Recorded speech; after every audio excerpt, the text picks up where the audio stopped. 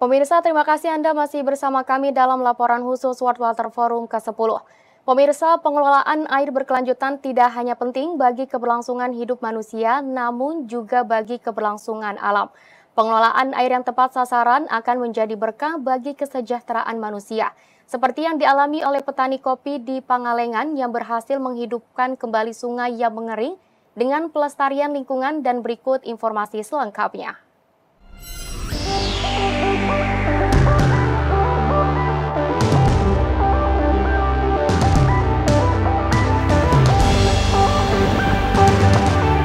Pemirsa, saat ini saya sedang berada di Bali Collection yang ini merupakan salah satu side event dari pelaksanaan 10th World Water Forum yang dilaksanakan di Bali. Di sini, pemirsa, ada sebanyak 51 UMKM yang berasal dari berbagai provinsi di Indonesia. Dan saya di sini sangat penasaran dengan UMKM yang tentunya memberikan kontribusi juga terhadap keberlangsungan lingkungan khususnya air. Kalau gitu langsung aja pemirsa kita keliling-keliling di Bali Collection.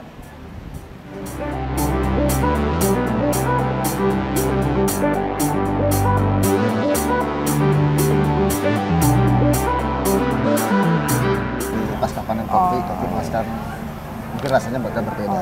Sip.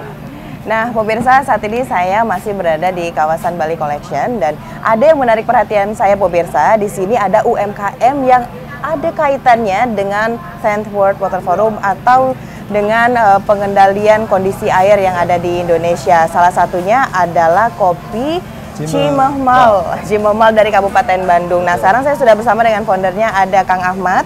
Nah, Kang Ahmad, ini apa sih yang bisa kita sampaikan kepada pemirsa kopi ini kaitannya dengan keberlangsungan lingkungan ini, Pak? Jadi kopi Cimahmal ini berasal dari Kabupaten Bandung. Kebetulan diangkat dari nama situ di situ atau bendung ya, bendung. Namanya situ Cimahmal. Nah, jadi situ Cimahmal ini kalau kita berangkat dari tahun 2001 itu merupakan kawasan yang kritis. Jadi lahannya kritis, kemudian vegetasinya juga kurang. Akhirnya banyak sedimentasi, kekeringan, dan juga banjir. Nah, dari situ mungkin kita berangkat sebagai hasil dari pemberdayaan ekonomi masyarakat di sekitar situ Cimahmal ini. Oke, jadi dari awalnya pemirsa sudah disampaikan tadi oleh Kang Ahmad, ini dulu daerah yang bisa dibilang kekurangan akses air bersih gitu ya. Betul. Lalu dari komunitas Kang Ahmad sendiri itu mencoba untuk memberikan edukasi kepada masyarakat agar bisa menanam gitu ya, menanam pohon dan sebagainya. Tapi kita juga di sini membuat salah satu kegiatan yang bisa menimbulkan dampak positif terhadap ekonomi, yaitu dengan menanam kopi Cimahmal ini. Nah, kopi Cimahmal ini udah diproduksi dan dikirim kemana saja nih, Kang Ahmad? Ini kebetulan kita karena berbasis kawasan ya, jadi kita lokasinya di kawasan hutan, sehingga kita hanya terbatas untuk lahan penanamannya, sehingga hasil produksi pun masih terbatas. Jadi sementara kita pasarkan di sekitar Bandung Raya, Pak. Bandung Raya, oke. Nah, ini harganya berapa nih kalau yang ukuran kecil ini, berapa gram? Ada 100 gram, kita harga dari 35.000 sampai yang sekilo itu paling mahal 300.000. 300.000. Nah, kalau ini boleh dipegang dulu, kita mau lihat ya. Nah, kalau yang ini berapa gramnya? Itu 500 gram. 500 gram harganya? 180.000. 180.000 lah. Tapi dengan harga yang sudah diterapkan oleh Kang Ahmad itu, apakah bisa memberikan dampak ekonomi yang cepat bagi petani yang ada di wilayah Cimahmal? Betul. Jadi karena bisa dikatakan double impact ya, ketika jadi kita secara ekonomi dari hulu ke hilir, Mbak. Jadi dari hulu masyarakat yang dulunya bertanam sayuran dan kemudian tidak bisa lagi bertanam sayuran, dialihkan untuk menanam kopi sebagai salah satu penambah penghasilan masyarakat di sana. Nah, dan jadi dari segi di hulunya ada penambahan income dari panen kopi, kemudian di hilirnya kita berdayakan masyarakat untuk melakukan processing dan pengolahan kopi di sini, sehingga menjadi produk seperti ini. Nah, ini kan di Bali Collection banyak delegasi juga yang datang dari tamu-tamu yang lain. Gimana mereka melihat UMKM kita ini nih, Mas Ahmad? Alhamdulillah mungkin mereka support karena memang ini menjadi salah satu produk hasil pemberdayaan ekonomi masyarakat ya di sekitaran situ Cimahmal yang memang kondisinya sekarang jauh lebih baik dari tahun 2001 itu. Iya, berarti ini garis besarnya pemirsa yang bisa kita simpulkan dari kopi Cimahmal ini adalah Kang Ahmad dan teman-teman berhasil membantu melestarikan lingkungan dan juga keberlangsungan air dan juga bisa meningkatkan taraf perekonomian masyarakat yang ada di Cimohmal, di Cimohmal Kabupaten Bandung, Jawa Barat. Nah, oke, terima kasih Mas Ahmad.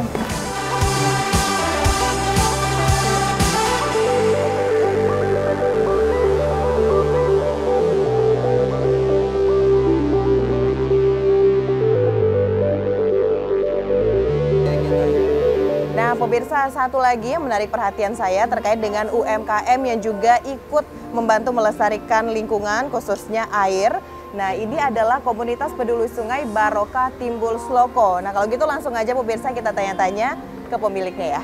Halo, selamat siang Bapak. Selamat siang. Saya Mona, dengan Bapak siapa? Saya Mat Sairi, Ketua KPS-nya. Oh, Pak Mat Sairi, Ketua kelompok peduli sungai Barokah. Ya. Nah, Bapak ini apa sih? Ini ada gambar sungai gitu ya Pak di depan, terus ada UMKM-nya juga. Ini apa sih Pak hubungannya antara keberlangsungan sungai dengan UMKM yang ada saat ini Pak Mat Sairi? Iya, karena sungai itu sangat penting dan airnya juga sangat penting bagi kami. Karena kami terus terang menggunakan air itu untuk UMKM dari komunitas kami.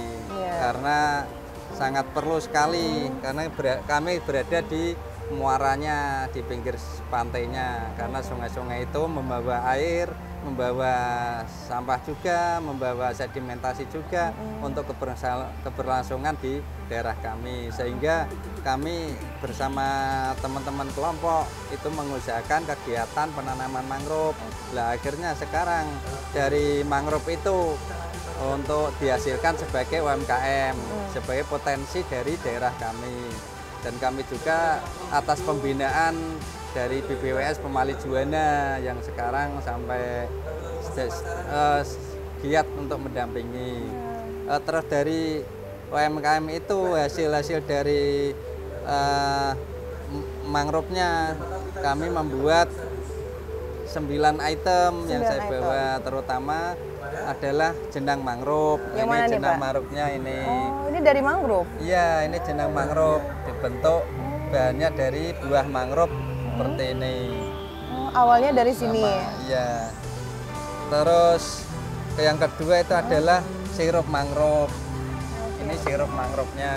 Aduh, saya baru dengar ya Pak ada sirup mangrove. Ya. Rasanya bisa dideskripsikan kayak gimana kira-kira tuh Pak? Bisa, nanti tolong buatkan. Oh ada langsung. Oke, saya nanti mau coba juga nih Pak. Sirup mangrove. Ya, ini kita jual harga berapa nih Pak? Ini 60.000. 60.000 di pameran. Oh iya, di pameran harus lebih tinggi sedikit ya. Ini pembuatan ini sama anggota kelompok itu dari gula pasir, terus buah mangrove, daun mangrove. Ya itu dibuat secara alami. Biar tidak ada zat kimianya. Oke, berarti ini sirupnya alami. Alami. Ini juga alami. Iya, semua alami. Semuanya alami tanpa zat kimia. Nah, ini pemirsa yang paling penting adalah keberlangsungan air juga terjaga, UMKM-nya juga menimbulkan dampak ekonomi yang baik, serta hasilnya itu jauh dari zat kimia. Nah, gitu. Apalagi nih Pak? Makanan kami biar ramah lingkungan. Jadi pemanfaatan air sama mangrove-nya untuk UMKM. Dan yang ketiganya adalah keripik mangrove. Keripik mangrove. Kalau ini yang shredding crispy-nya, itu kan mangrove di bawahnya sekitarnya ada ekosistem binatang, udang dan ikan-ikan kecil. Dijadiin keripik? Iya, jadi keripik juga. Dan juga ada bandeng mangrove-nya, jadi tambah bandeng presto. Tapi keberlangsungan di air sama mangrove gitu. Oh, gini. Jadi pemanfaatan. Ini adalah ikan-ikan. Sebelum kita tanam mangrove di situ, ikan ini nggak ada ya, Pak? Nggak ada, kecil-kecil. Oh, kecil, tapi beda. setelah ada mangrove rasanya juga beda. Oh, dari ukuran dan juga rasanya ternyata menimbulkan dampak yang lebih baik sejak ada mangrove gitu ya, Pak Masir ya. Oke. Terus ada lagi jadi kerupuk mangrove. Nah, kerupuk mangrove ini semua dari mangrove. Oh, kerupuk mangrove. Bisa mangrove, rasanya asli mangrove. Oh iya boleh, coba ya. Coba nih.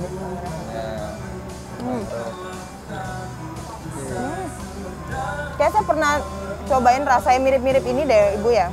Mirip kerupuk apa ya? Belum tahu. Belum tahu, tapi memang rasanya itu Oh iya, ada sedikit rasa-rasa jengkol ya, rasa jengkol. Tapi nggak jengkol. Tapi bukan jengkol dan nggak ada baunya. Enak. Kalau ini Pak? Ini udang, rempeyek udang. Udang. Oh Ya, udah saya udang, coba lagi udang nih yang pemirsa. dimakan. Ya. Ya. Enak Bu ya. Enak. Ya. Mantap. Yang paling penting banget Bapak, ini adalah produk-produk UMKM dari kelompok peduli Sungai Barokah. Ini benar-benar bisa menjadi percontohan juga bagi masyarakat yang ada di daerah lain di Indonesia ya Pak ya. Terima kasih banyak Bapak dan Ibu udah boleh nyicip-nyicipin tadi.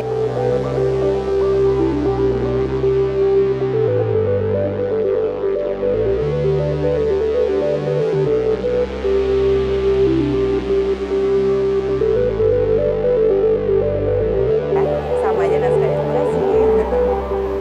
Nah pemirsa, itulah beberapa produk UMKM yang ada di Bali Collection ini. Sebanyak 51 UMKM bisa memberikan kontribusi juga terhadap peningkatan pendapatan masyarakat selama pegelaran 10th World Water Forum ini. Dan tentu dengan adanya pameran ini kita berharap bisa mempromosikan juga berbagai UMKM yang ada di Indonesia.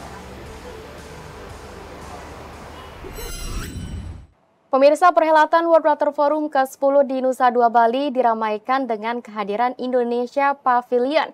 Indonesia Pavilion menjadi rumah bagi industri kreatif mengenalkan beragam karya, termasuk di sektor pariwisata. Virtual Tour jadi salah satu karya kreatif yang menyita perhatian pengunjung. Seperti apakah keseruannya? Berikut informasi untuk Anda.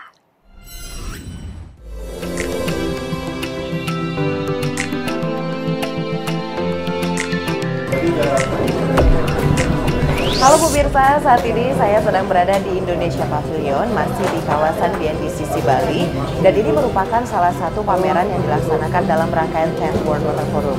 Nah, di sini pemirsa kita bisa melihat berbagai hal terkait dengan pengelolaan air yang juga dibalut dengan promosi melalui pariwisata. Nah, pertama kali kita masuk di area ini pemirsa, kita sudah bisa melihat beberapa video yang berkaitan dengan isu air di Indonesia. Tapi saya masih penasaran nih, kira-kira di dalam apalagi yang bisa kita eksplor yang berkaitan juga dengan promosi pariwisata dan pengelolaan air di Indonesia. Yuk kita ke dalam.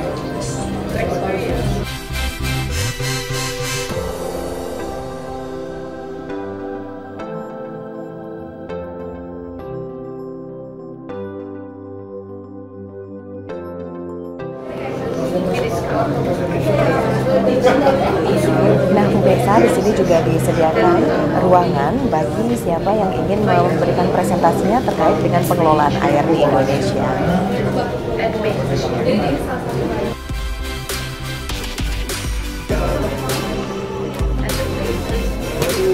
Nah pemirsa, tadi kita sudah berkeliling di kawasan Indonesia Pavilion ini, tapi saya masih penasaran nih pemirsa, karena Kementerian Pariwisata dan Ekonomi Kreatif itu juga bekerja sama dengan berbagai pihak untuk mempromosikan pariwisata khususnya di Bali dalam event 10th World Water Forum ini. Kalau gitu langsung aja yuk kita kunjungin.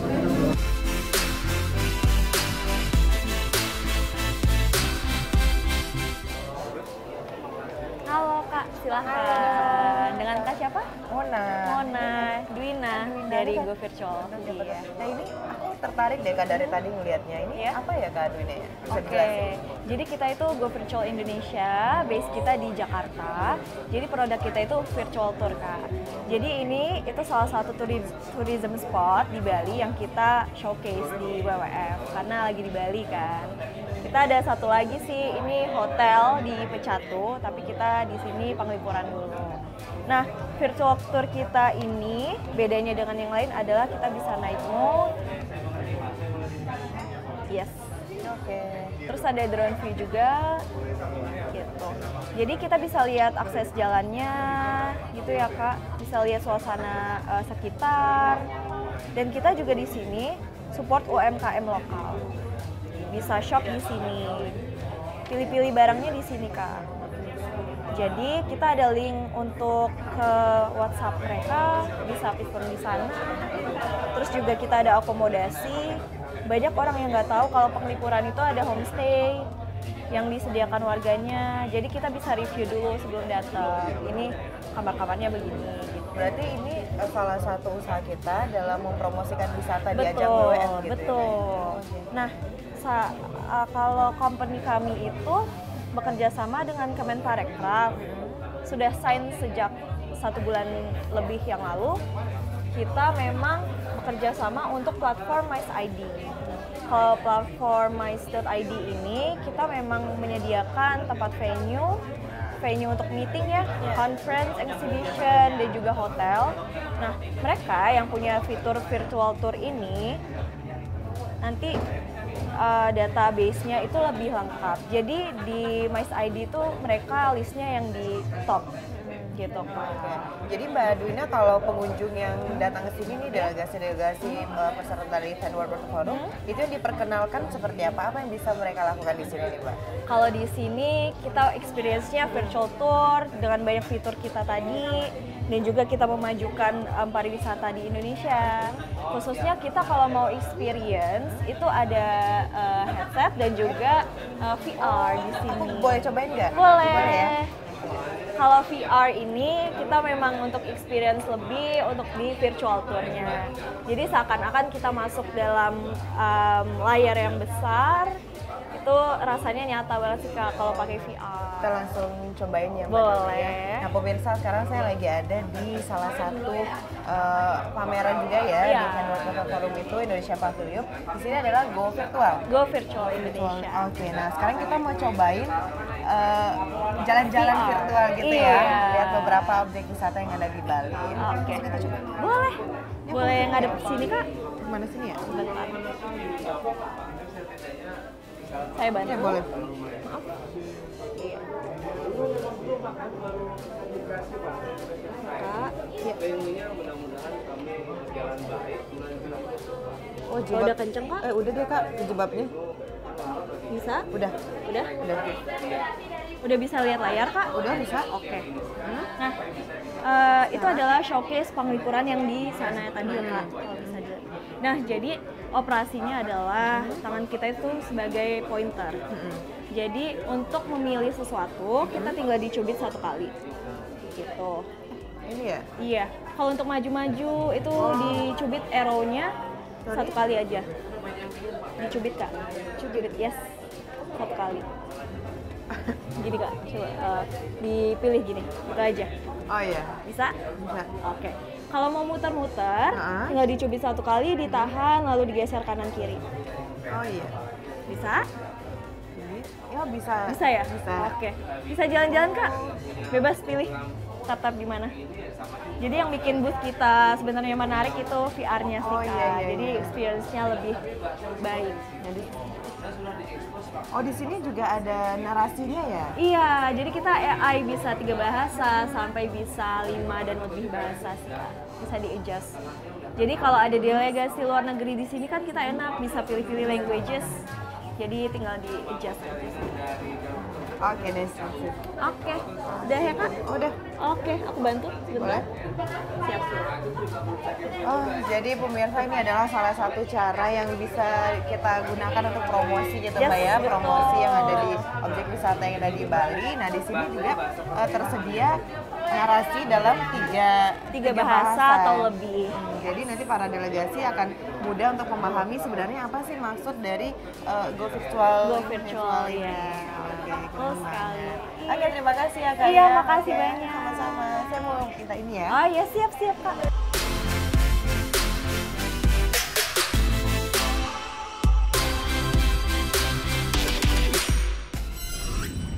Pemirsa, kami akan kembali dengan laporan khusus World Water Forum ke-10 lainnya. Tetaplah bersama kami sesaat lagi.